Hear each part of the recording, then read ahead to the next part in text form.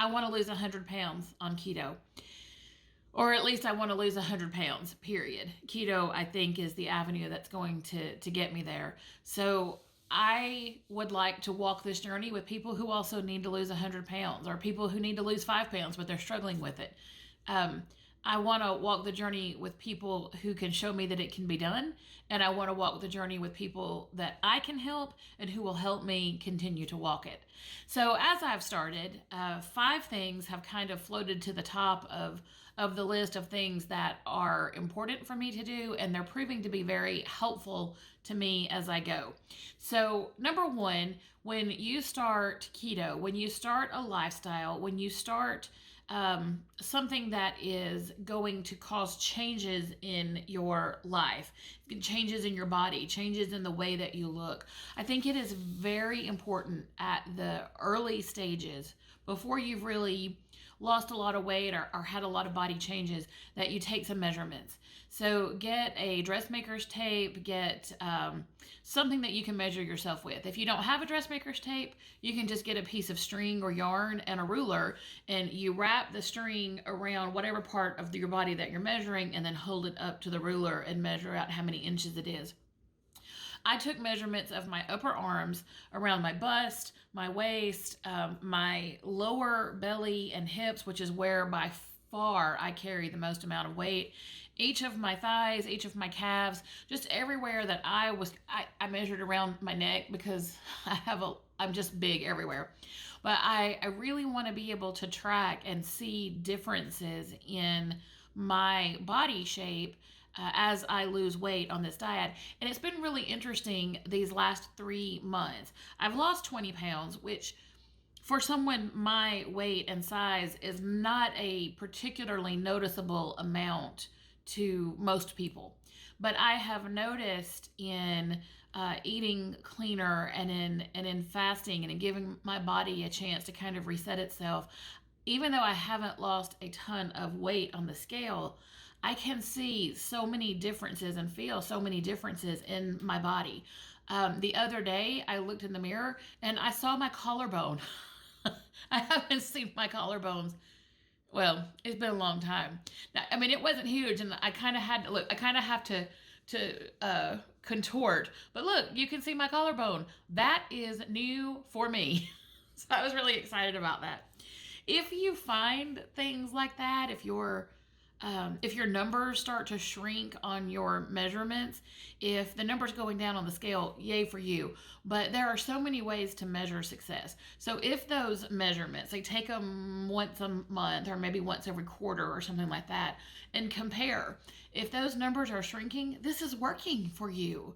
It's just, I think it's really important for us to have tangible things that we can look at and see and touch to recognize how far we've come on the journey. Take a couple of photographs of yourself, even if that's not your favorite thing to do.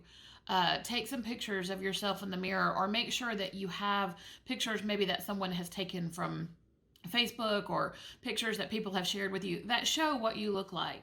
And again, there's nothing wrong with how you look. You are what you weigh, and I'm not saying that anybody needs to lose weight. And I'm not saying that I think my before picture is going to be horrible and my after picture is going to be, Victoria's Secret model. That's not what this is about. I'm not trying to lose weight or get to a certain size so that I can look better. But I do need some sort of measurable success. I'm not trying to be good. I'm not trying to look good as opposed to thinking I look bad at this weight. I think I'm cute, but I want to lose weight, and I need to have something tangible, a picture, a number, something that I can touch and see and comprehend and see that what I'm doing is making a difference. Part of that for me is my blood work at my doctor. If you do not go to the doctor, and I know for so many people who are obese, going to the doctor is a huge, huge, scary thing. But if you don't go to the doctor, I implore you to just bite the bullet and go to a doctor, get blood work done, get your numbers, see where you are. Use those numbers as a tracking tool.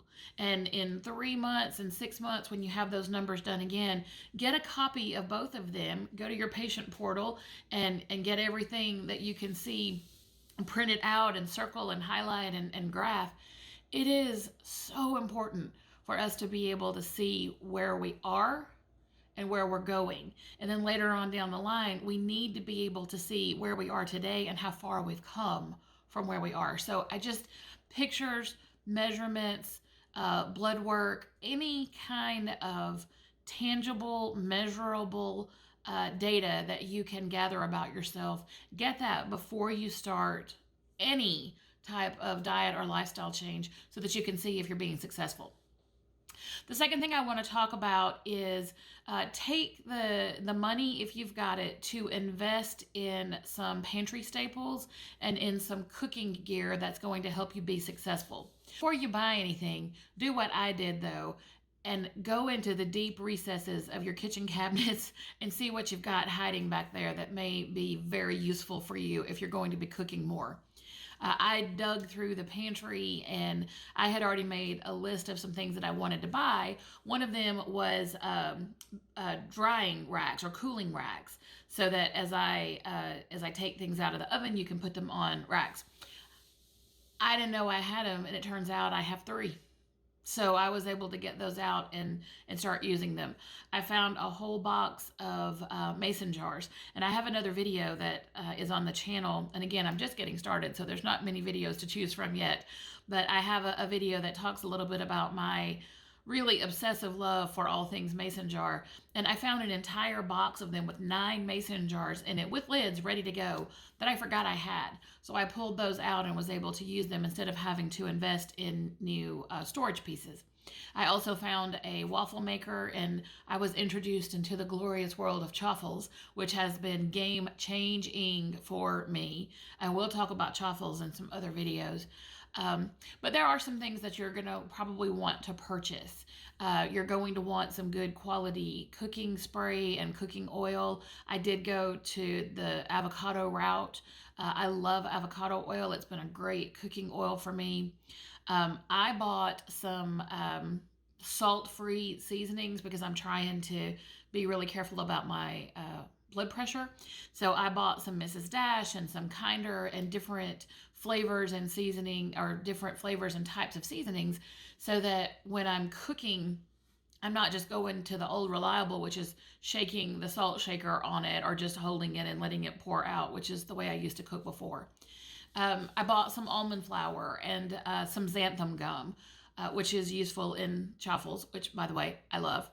I bought some good quality all natural, or at least more natural, sugar substitute. I'm a stevia girl, so I did make sure I had stevia on hand. And I also bought another couple of kinds of sweeteners in different consistencies. So I've got some that are powders, I've got some that are granules, some that are liquid. So depending on the recipe that I want to make, it might call for different things. So just things like that, things that will make cooking enjoyable for you. Make sure that you get some containers that you can put your lunch in. Meal prepping is a very valuable part of this process for me. If it's not for you, don't worry about it. But if I don't meal prep and have things in the refrigerator and the pantry ready to grab and go and eat, I am going to be way more likely to convince myself that I need to go to McDonald's. You don't need to go to McDonald's. So having those items has been really helpful for me. So just do a pantry evaluation of what you might need in order to start cooking high quality foods more often. Number 3, I would encourage you to pick from the gajillions of recipes out there on the internet, a few resources that feel authentic to you and that resonate with you, whether that's through YouTube, through Instagram, through TikTok, through blogs, through Facebook groups. There's a myriad of ways you can find groups and social media presence that you might want to invest in. You could go to your local library and check out a book on keto. You can download a million different options on your Kindle or whatever reading app you use. There's lots of ways for you to find resources. I would caution you, though, not to over-resource, not to over-research. I have a bad tendency to overthink everything. My friend that is helping me with this adventure with the channel says that's paralysis by analysis. And I convince myself that I can't start doing keto until I know everything there is to know about it. The truth of the matter is, I'm never going to know everything there is. But if I wait until some magical day that I think I know enough to get started, I'm never going to get started. So start wherever you are. Just start today. If you do nothing else except you have a sandwich at lunch and you take it off the bread and you just eat the filling, that's a good start. I'm going to count that as a win. But find maybe 4 or 5 sort of go-to resources. I love to watch YouTube channels of people preparing meals because I like to see the recipe coming to life. I enjoy that more than just looking at a blog or reading a recipe in a cookbook or a magazine. So there are 5 or 6 YouTube channels that have become my favorites. So they're kind of my go-tos when I need inspiration, when I need an easy recipe, or when I just want to learn a little bit more about how other people are getting through this whole crazy keto journey. So find a few resources that you can get to know and really understand before you start branching out into the entire world of keto, because there is more out there than you're ever going to be able to grasp in a few settings. And what's going to happen is you're going to read it and you're going to take it in and it's going to overwhelm you and you're going to short circuit. And if you're like me, you're going to feel stressed out, so you're going to go to the fridge and see if there's ice cream. So anyway, pick, say, 5 or 6 good resources that you really want to invest a little bit of time in. And that leads to my 4th suggestion, which is sort of an offshoot of the 5 or 6 resources that will help you. And that is get a collection point of some sort, whether it's a folder on your laptop, whether it's a notebook and an ink pen, whether it's printouts from, the printer, whatever. But come up with 8, maybe 10 recipes that you feel like you can do that are very, very simple and very, very easy to make and aren't going to break the bank. Don't pick a recipe that calls for imported truffles from the south of France. Get maybe 7 or 8 recipes that are just straight meat, vegetable in some combination. And then maybe get 1, 2, maybe even 3 recipes of things that are a little bit fancier. So like keto strawberry cobbler or keto mac and cheese, whatever something that you love is that you want to try in keto, get a recipe for that. But don't collect 200 recipes that all have 20 or 30 ingredients in them, because what you need when you start out on a lifestyle that is challenging and full of information and a big departure for most of us, at least from our normal diet, is you need to keep it simple. So the simpler, the better. So come up with, again, 7, 8 go-to recipes that if you come in after work and you're tired, you can easily pull something out of the fridge, out of the freezer, out of the pantry, and boom, you've got dinner ready to go. And then maybe on the weekend or something, you do a recipe that's got a little more pizzazz, a little bit more complicated layers, a little bit more nuance. But for most of the days of the week, when you're just trying to grind out healthy on top of grinding out living, make it as easy as you can. Keep those recipes in the kitchen so that you don't have to sit down at the computer and dig through. You don't have to worry or work at it. It's just right there. Easy, easy, easy. And then number 5 is really just kind of a wrap up of the rest of them. And it goes back to my second point of trying to buy some new things to help you be successful in the kitchen. And that is, you need to take some time with a trash bag, with a donation bag, with a big laundry basket, and you need to get rid of as many things out of your pantry and your refrigerator and your freezer as you possibly can that are so far out of keto that they are going to be dangerous for you in the house. I know if you have a family, especially if you have children and they're not on keto with you, this is going to be a harder step for you. But maybe you could do some purposing or redecorating in your kitchen to create a space that has keto approved and non-keto approved, so that you have a way to keep yourself focused on your goals. I was able to go through and pull out some items that I knew I was probably not going to eat. Flowers and a bag of sugar and larger items that I'm just never going to use for myself. And I gave them to friends. I donated them to the food pantry. I did different things with them. Some of them I keep on hand if I have company who are not doing keto, but I try to keep those in a box in a separate part of the pantry on a top shelf so that I can't just grab them when I'm doing something, because I want to make cooking with the stuff that's healthy for me easy to get to. So if you're able, try to eliminate the chips and cookies and snacks, and don't eliminate them by eating them. My mindset has always been, oh, well, I'll just eat this bag of fill in the blank so that I can get them out of the house. That does not ever work for any of us. So if you are able to pass those things along to other people, please do it. And if not, like I said, just invest in a couple of boxes from the Dollar Tree and just divide up. And if nothing else, in the pantry, you have a cute, pink box that has keto written on it, and I don't know, puffy ink or something that's going to make you attracted to that box instead of the other areas. And put in that things that are approved for you, things that you know you can eat, that you feel good about eating, and that are going to keep you on track.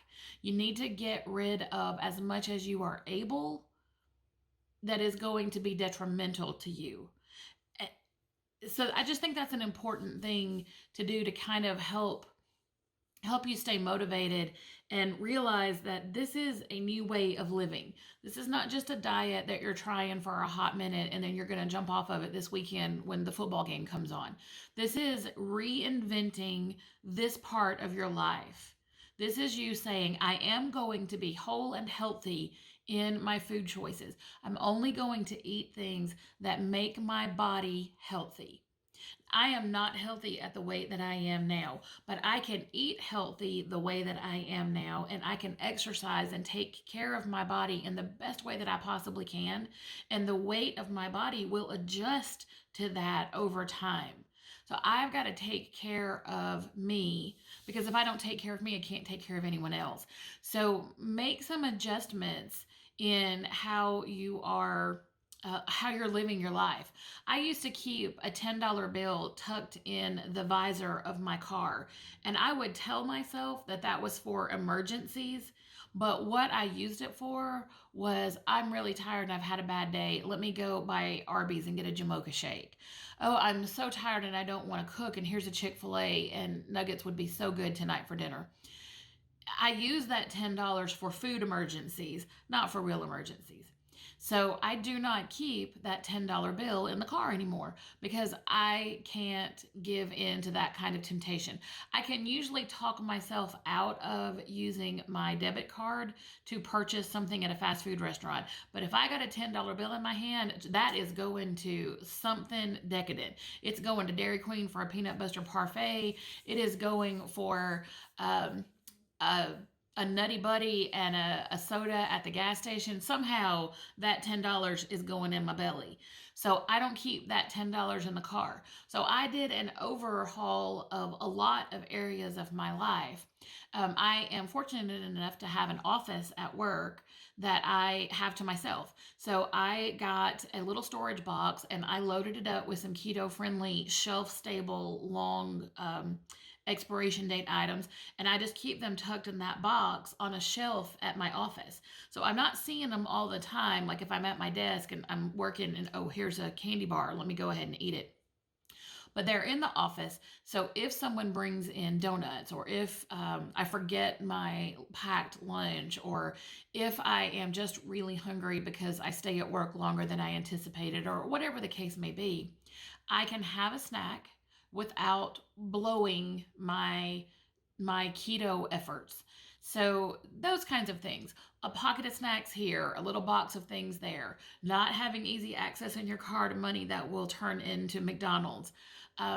moving the things in your pantry around so that you have a go-to box with your stuff in it. Those kinds of small tweaks will make a big difference over time. The main thing, I think, and the main takeaway that I have in my first few months of keto is this is a challenging lifestyle to adapt. It's confusing, it's a little overwhelming. So just try it and have very gentle, loving expectations of yourself, and don't be looking for for perfection right from the get-go. Just try it, learn as you go, adjust when you need to, and do your best. After all, at the end of the day, all we can do is be our best and give our best efforts at being whole, healthy, and soulful. Peace and blessings, friends. Let's crush this keto thing together. Until later, bye-bye.